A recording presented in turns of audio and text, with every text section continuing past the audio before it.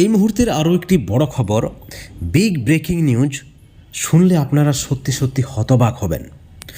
বন্ধুগণ, আপনারা জানেন আরজি করের তদন্ত করছে আরজি কর কাণ্ডের সিবিআই, এবং এই মুহূর্তে যে খবর রয়েছে যে সিবিআইয়ের হাতে এমন একটা ভিডিও ফুটেজ এসেছে, এবং যে ভিডিও ফুটেজটা সেই ঘটনার দিন, যেদিন আরজি করের তরুণী চিকিৎসককে ধর্ষণ করে খুন করা হয়েছে, এবং সেই দিন আরজি করের এক নার্স নাকি ভিডিও করেছেন, এবং সেই ভিডিও হাতে এসেছে সিবিআইয়ের। এবং সেখানে যেটা দাবি করা হচ্ছে কেন্দ্রীয় গোয়েন্দা সংস্থার পক্ষ থেকে, যেমনটা খবর রয়েছে, যে সন্দীপ ঘোষের ঘনিষ্ঠ কোনো এক ব্যক্তি নির্যাতিতাকে টানতে টানতে নিয়ে যাচ্ছে সেমিনার হলে। বন্ধুগণ, অত্যন্ত বড় একটা খবর, বিগ ব্রেকিং নিউজ। আরজি কর কাণ্ডে একেবারে নতুন মোড়, ঘটনার পর্দাফাঁস বলতে পারেন। আপনারা দেখেছেন আরজি কর কাণ্ডে রীতিমতো অস্বস্তিতে রয়েছে সিবিআইও। সিবিআইয়ের দিকে আঙুল তুলতে শুরু করেছেন অনেকেই, বিশেষ করে শাসক দলের নেতৃত্বরা। সিবিআই তদন্ত নিয়ে মুখ খুলেছে অভিষেক বন্দ্যোপাধ্যায়, সিবিআই তদন্ত নিয়ে মুখ খুলেছে মমতা বন্দ্যোপাধ্যায়। সিবিআইয়ের তদন্তের গতি প্রকৃতি নিয়ে যেখানে শাসক দলের নেতামন্ত্রী, মুখ্যমন্ত্রী আঙুল তুলছেন, ঠিক সেই পরিপ্রেক্ষিতে একটা বড় তথ্য প্রমাণ হাতে এসেছে সিবিআইয়ের, যেমনটা কিন্তু গোয়েন্দা সংস্থা সূত্রে খবর রয়েছে। বন্ধুগণ, ভিডিও ফুটেজে দেখা যাচ্ছে সন্দীপ ঘোষ ঘনিষ্ঠ এক ব্যক্তি নির্যাতিতাকে টানতে টানতে নিয়ে যাচ্ছে কোনো এক নার্স সেই ভিডিও করে, এবং সেখানে আরও বলা হচ্ছে যে ওই ব্যক্তি সন্দীপ ঘোষ ঘনিষ্ঠ, এবং তিনি সেই দিন সন্দীপ ঘোষের রুমে গেছিলেন যাতে করে সিসিটিভি ফুটেজের বিকৃতি করা যায়। একটা অভিযোগ রয়েছে যে সিসিটিভি ফুটেজ বিকৃত করা হয়েছে, এবং সেই সঙ্গে যত টাকার সিসিটিভি ফুটেজ দেখানো হয়েছে তত টাকার কিন্তু সিসিটিভি লাগানো হয়নি আরজি করের আর্থিক দুর্নীতি মামলায় আপনারা জানেন গ্রেপ্তার হয়েছে সন্দীপ ঘোষ। এখন একটা প্রশ্ন, যে কেন তরুণী চিকিৎসককে খুন করা হয়েছে, কে বা কারা খুন করেছে, কতজন মিলে খুন করেছে, ধর্ষণ নাকি গ্যাংরেপ? একাধিক প্রশ্ন যে এই মুহূর্তে ঘুরপাক খাচ্ছে। ঠিক এই মুহূর্তে একটা বড় খবর সামনে এসেছে, যে একটি ভিডিও ফুটেজ পাওয়া গিয়েছে, সেখানে কিন্তু পরিষ্কার দেখা যাচ্ছে যে নির্যাতিতাকে টানতে টানতে নিয়ে যাচ্ছে এক ব্যক্তি। সেই ব্যক্তি কিন্তু কিছুদিন আগে থেকেই সিবিআই স্ক্যানারে রয়েছে, তাকে আবার জিজ্ঞাসাবাদ করবে সিবিআই, প্রয়োজনে গ্রেপ্তারও করতে পারে, যেমনটা কিন্তু খবর রয়েছে। বন্ধুগণ, অত্যন্ত বড় খবর, আরজি কর মামলায় রীতিমতো তোলপাড় গোটা রাজ্য, গোটা দেশ। চরম অস্বস্তিতে রাজ্যের শাসক দল, যেখানে মুখ্যমন্ত্রীর পদত্যাগের দাবি উঠেছে, চিকিৎসকদের কর্মবিরতি, একেবারে রীতিমতো চরম অস্বস্তিতে রয়েছে রাজ্যের শাসক দল। ঠিক এই পরিপ্রেক্ষিতে একটা বড় সাফল্য সিবিআইয়ের। ডাক্তারদের পক্ষ থেকে তাদের কর্মবিরতিতে তারা কিন্তু অনড় রয়েছে।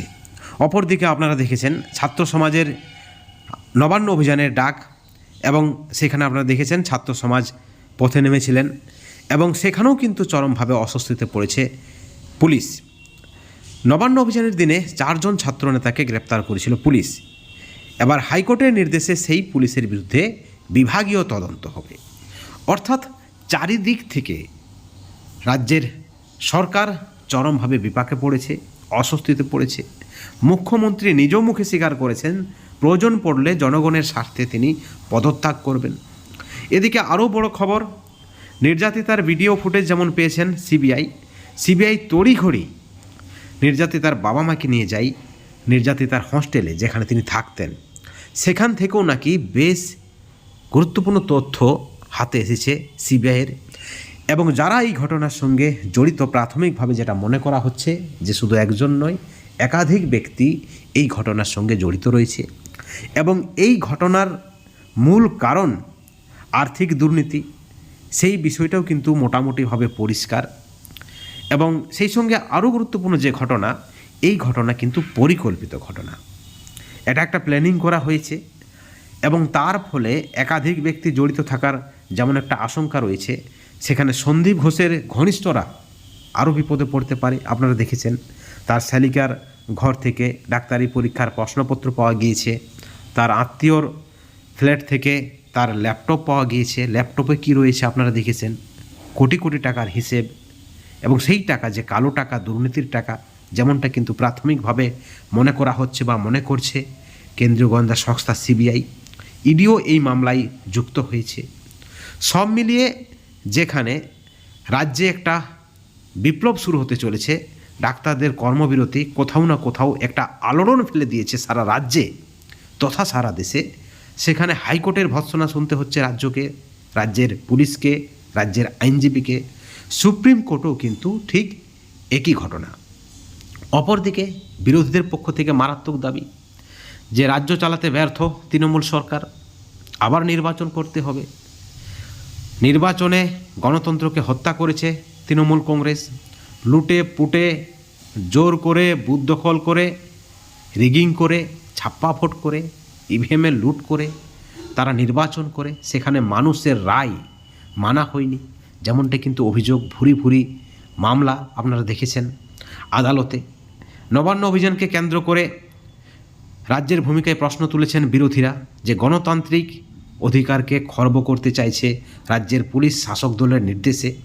রাজ্যের পুলিশ কোথাও না কোথাও সরকার হয়ে কাজ করছে, রাজ্য পুলিশ সরকারকেই তাদের মালিক ভাবে। ইতিমধ্যেই রাজ্য পুলিশের কমিশনার বিনীত গোয়েলের পদত্যাগের দাবি উঠেছে, মুখ্যমন্ত্রীর পদত্যাগের দাবি উঠেছে।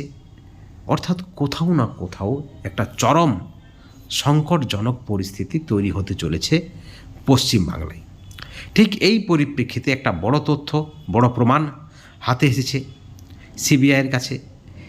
নির্যাতিতার বাবা মার একটাই দাবি, তাদের মেয়ে এই দুনিয়া ছেড়ে চলে যেতে হয়েছে। তাদের মেয়ের কোনো দোষ ছিল না, তাদের মেয়ে গোল্ড মেডেলিস্ট হতে চেয়েছিল, ভালো ডাক্তার হতে চেয়েছিল, কিন্তু সিস্টেম এবং দুর্নীতিবাজরা তার মেয়েকে বাঁচতে দেয়নি। তাদের একটাই দাবি, তাদের মেয়ের সঙ্গে যে নির্মম অত্যাচার হয়েছে, যারা দোষী, যারা এই ঘটনার সঙ্গে যুক্ত, তারা যেন কঠোর শাস্তি পায়, চরম শাস্তি পায়, যাতে করে ভবিষ্যতে আর কোনো মেয়েকে এইভাবে অকালে চলে যেতে না হয়, তার স্বপ্নভঙ্গ হতে না হয়। মা বাবার কাছে এটা একটা খুব দুঃখের এবং যন্ত্রণার, সেটা সকলেই জানে। বন্ধুগণ, অত্যন্ত একটা বড় খবর। এই খবরের পরিপ্রেক্ষিতে অবশ্যই আপনাদের মতামত আপনারা চ্যানেলের কমেন্ট সেকশনে কমেন্ট করে জানাবেন, কারণ এই ঘটনাকে কেন্দ্র করে ইতিমধ্যে রাজনীতিও শুরু হয়ে গিয়েছে, আপনারা জানেন। অত্যন্ত বড় খবর। এই খবরের পরিপ্রেক্ষিতে অবশ্যই আপনাদের মতামত আপনারা চ্যানেলের কমেন্ট সেকশনে কমেন্ট করে জানাবেন, এবং এই ধরনের আরও নতুন নতুন আপডেট পেতে চ্যানেলটিকে সাবস্ক্রাইব করে রাখবেন। Thank you so much.